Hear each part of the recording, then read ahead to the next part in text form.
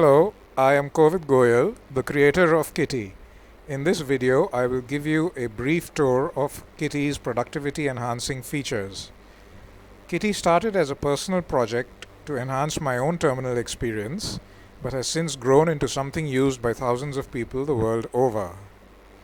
Kitty is designed for terminal power users, people who, like me, prefer to spend the entire day in the terminal and use the terminal for every task imaginable. Kitty has many features and niceties that make this kind of workflow both more productive and more fun. Let's start with something simple. Often, when running commands in the terminal, it so happens that a command produces lots of output and takes a long time to run. You might find yourself wanting to examine that output in more detail. You can, of course, scroll up and just look at the output, but sometimes it's useful to open it in an editor or a pager and say search through it or filter it.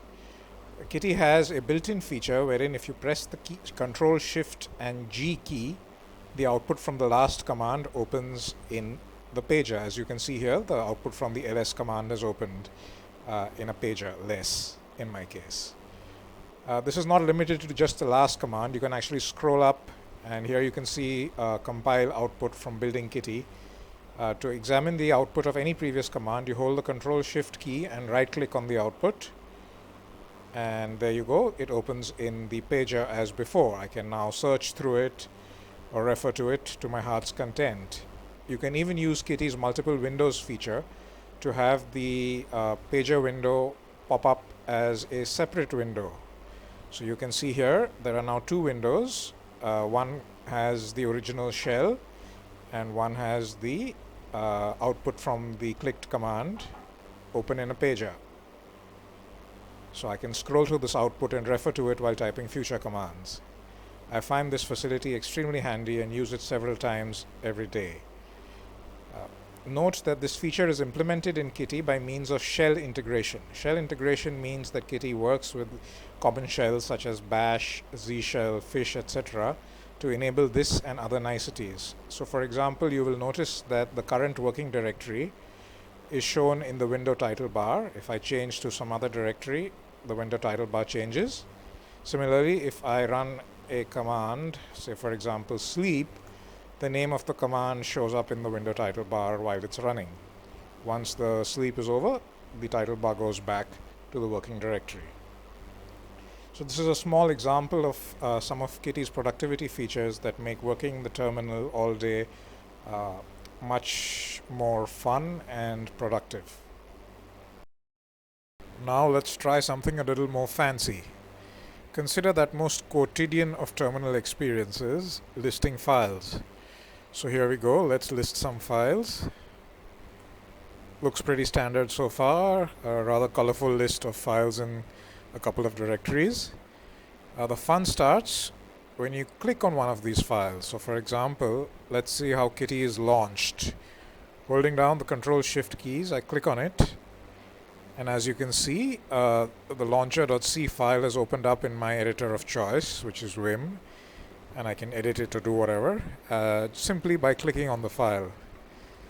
And that's not all, you can even click on an image. For example, let's click on the Kitty logo, and there we go, it opens in the terminal. You can view the image.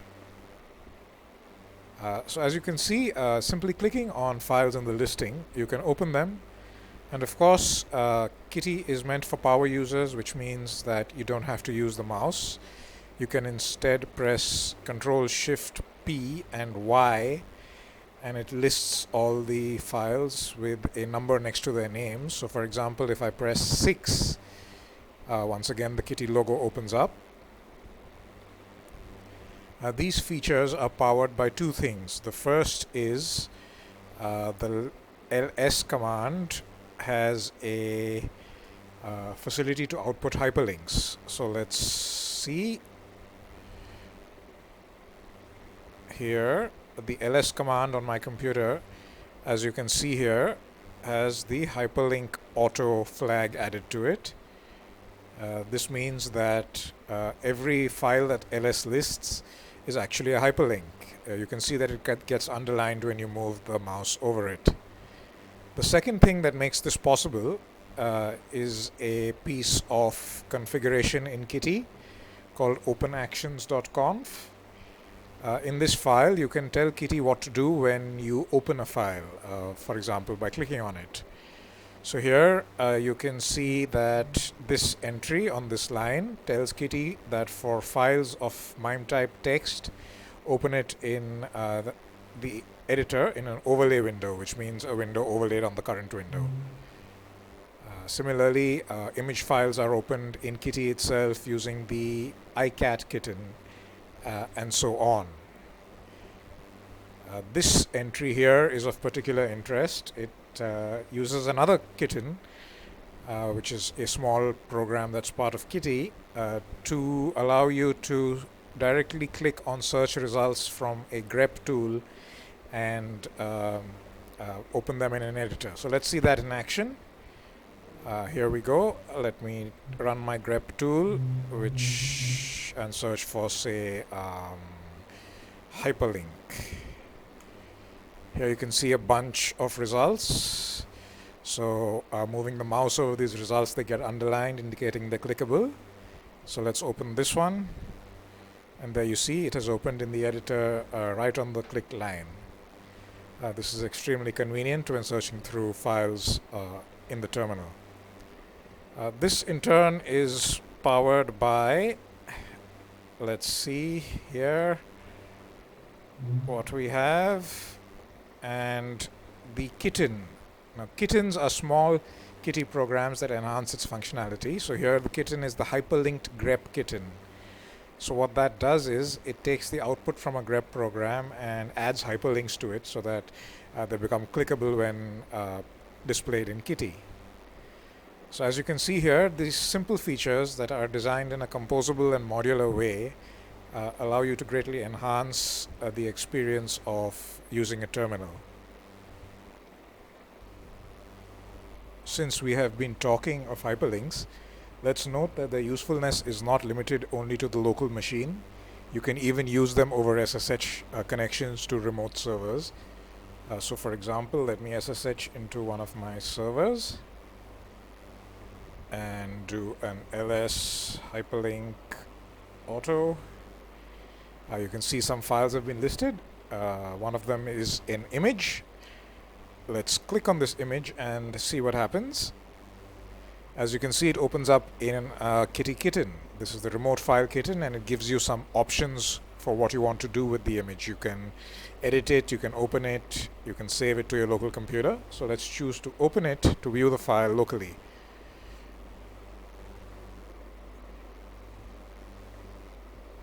There we go. The remote file kitten seamlessly downloads the image in the background and opens it locally on the local computer.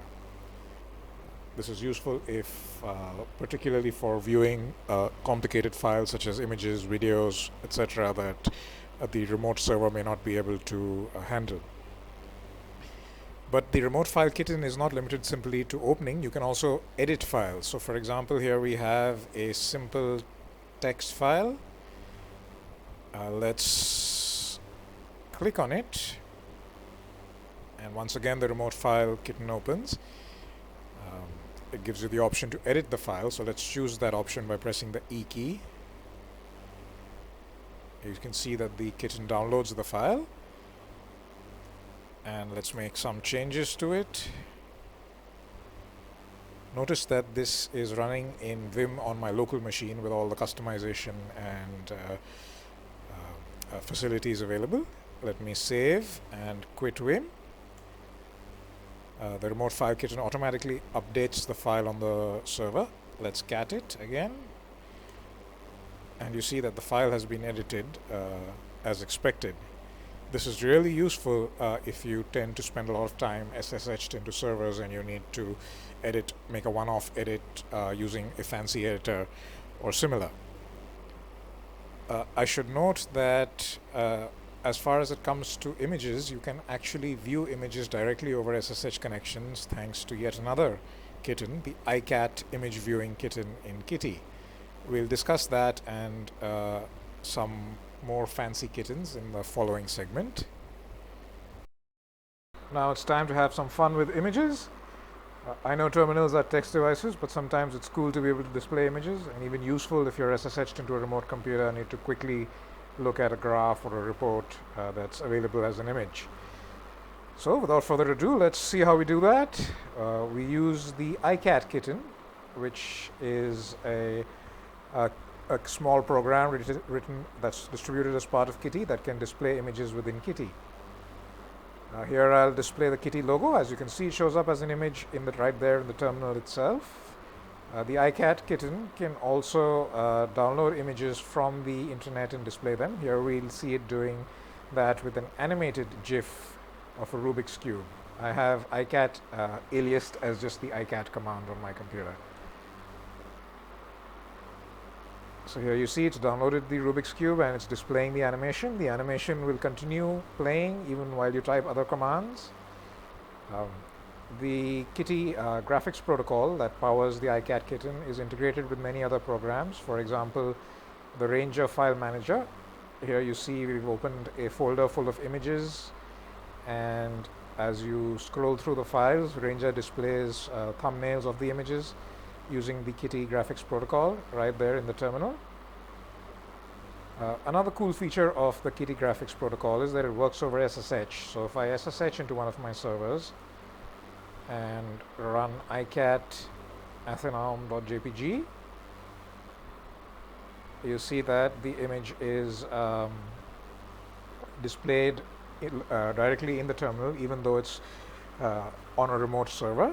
The image data is sent over the TTY pipe over SSH. When running locally, the graphics protocol is smart enough to avoid the overhead of doing this and to use the local file system to display images. Another cool kitten that Kitty has is the Unicode input kitten, which you can use to input arbitrary Unicode symbols, emoji, etc. into your terminal. Just press Ctrl-Shift-U and then type the name of the symbol you want. So for example, here we have a cat. We can insert a cat face with tears of joy into our terminal, and there you have it right there at the prompt. You can search for all sorts of symbols. Here we have some beer. Let's celebrate this great kitten right here. So this is useful if you find yourself doing a lot of chatting using terminal chat programs such as WeChat, and you want to send your buddies emoji or other symbols. We have talked a fair bit about kittens and how they can be used to enhance the terminal experience. Now let's discuss something more basic: window management. Kitty has the ability to tile multiple windows next to each other and manage them using flexible layouts. You can also create multiple tabs. So let's create some windows by pressing Ctrl-Shift-Enter. You see we have 3 windows tiled next to each other. You can create some new tabs as well. The tabs are displayed at the bottom. The tab titles show the current working directory, or actually whatever title the program running in the shell sets. So let's close these tabs, get back to the windows. As you can see, these windows are tiled next to each other. You can press Ctrl-Shift and the window number to switch to a window. So 1 for the first, 2 for the second, 3 for the third, and so on. You can even visually shift by pressing Ctrl-Shift-F7 and simply typing the number of the window you want to shift to. Now while we're discussing multiple windows, let's look at a cool feature whereby we can type in one window and have the text appear in all the windows simultaneously. This is useful if you want to do a poor man's automation of multiple servers, for example.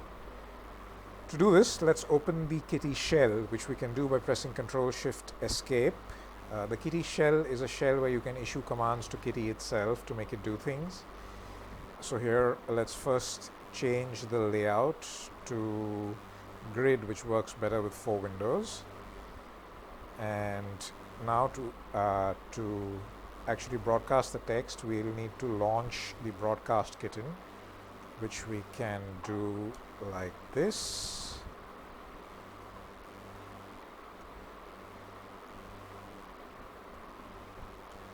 and we see that we have a broadcast window available at which we can type. Let me type the command ls.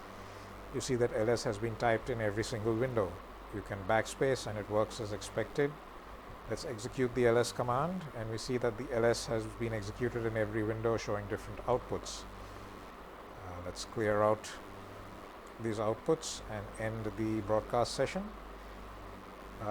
So as you can see here, the Kitty shell is quite a powerful tool.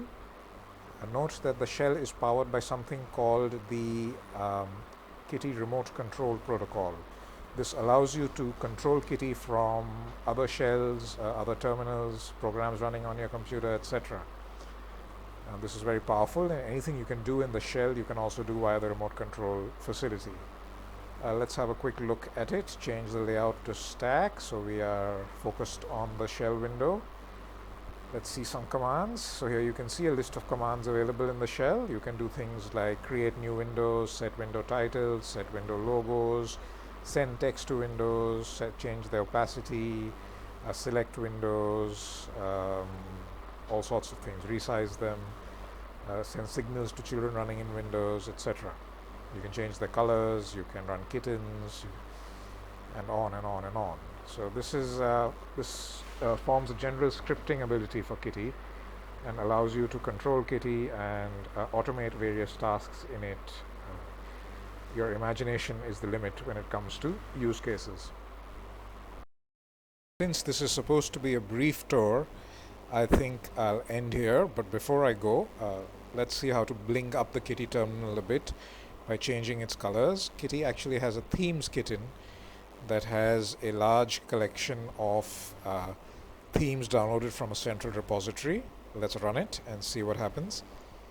So here you can see there are literally hundreds of themes organized by dark and light colors. You can choose a theme you want. So for example, I like Belafonte, so let's change to that by pressing the enter key and then the M key to tell the kitten to modify kitty.conf to make the change permanent, and you see that Kitty now uses the Belafonte theme. Note that the kitten can actually be run non-interactively as well. So for example, if you specify the theme name on the command line, it will change the theme directly without running interactively. You can actually choose where all to change the colors, either in the current terminal or all running terminals on your system. So as you can see, the themes kitten is a nice way to make your terminal experience a little more colorful. I personally use it to adjust the colors to the time of day so that the screen ambient brightness is the best match for my eyes. And I think with that I'll say goodbye and thank you, and hope you enjoy using Kitty.